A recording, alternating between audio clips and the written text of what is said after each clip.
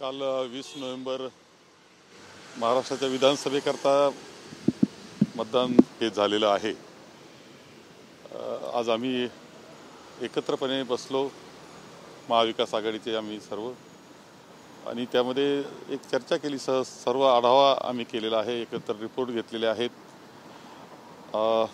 आणि माननीय पवार साहेबांना आता आम्ही भेटून सगळ्या जी वस्तुस्थिती आहे, काय काय घडलं याचा चर्चा त्यांच्याबरोबर केली आहे।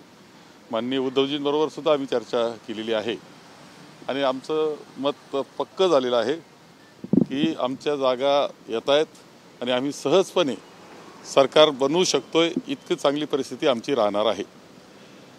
याशिवाय आम्ही एक अशी आमचे कार्यकर्ते आता आहेत की जे काउंटिंग एजंट्स होणार आहेत, त्यांनी सुद्धा शेवटपर्यंत, शेवटचं मतमोजणीपर्यंत आणि पूर्णपणे सही होईपर्यंत त्यांनी तिथे थांबलंच पाहिजे, हे सगळ्यांना आम्ही सांगतो आहोत।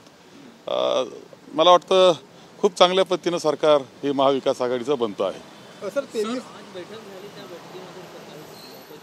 महत्त्वाची एकच चर्चा की सगळे जे 288 जागांचा आढावा आम्ही केल्यानंतर आमच्या लक्षात आलेलं आहे की महाविकास आघाडीचं सरकार बनतं आहे, निश्चितपणे बनतंय, सहज बनतंय, कोणतीच अडचण आम्हाला येणार नाही, हे स्पष्टपणे आम्हाला चित्र दिसतं आहे। सर, काही जागा कमी पडल्या तर काही जुळवाजुळव करण्याची काही चर्चा?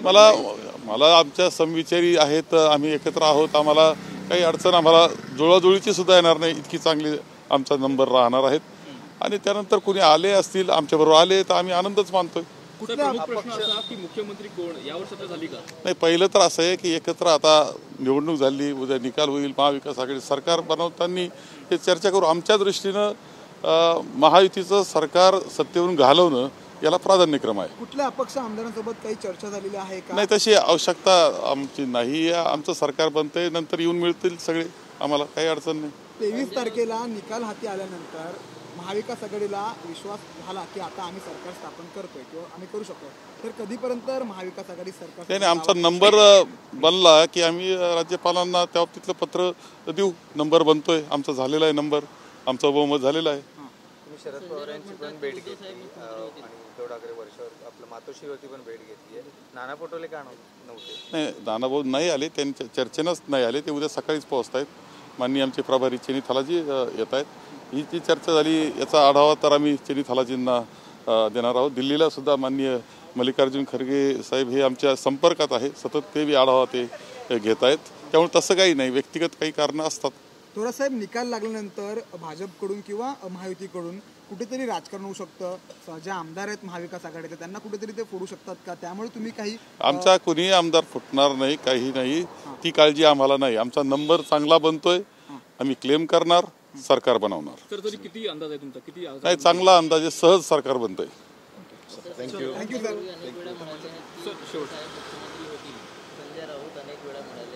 नाही, तो विषय आमच्या करता तसा नाही। आता पहिलं महायुती सत्तेवरून या जनतेसाठी घालवणं हे सगळ्यात महत्त्वाचं आहे।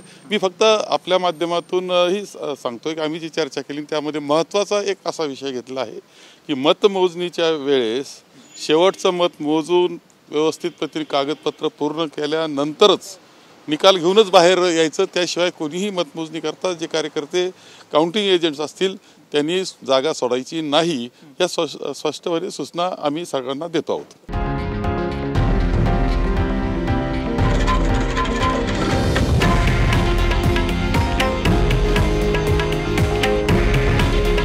हे आहे देशातील नंबर 1 न्यूज नेटवर्क आणि आपण पाहत आहात TV9 मराठी। काळजी तुमची, हित महाराष्ट्राचं।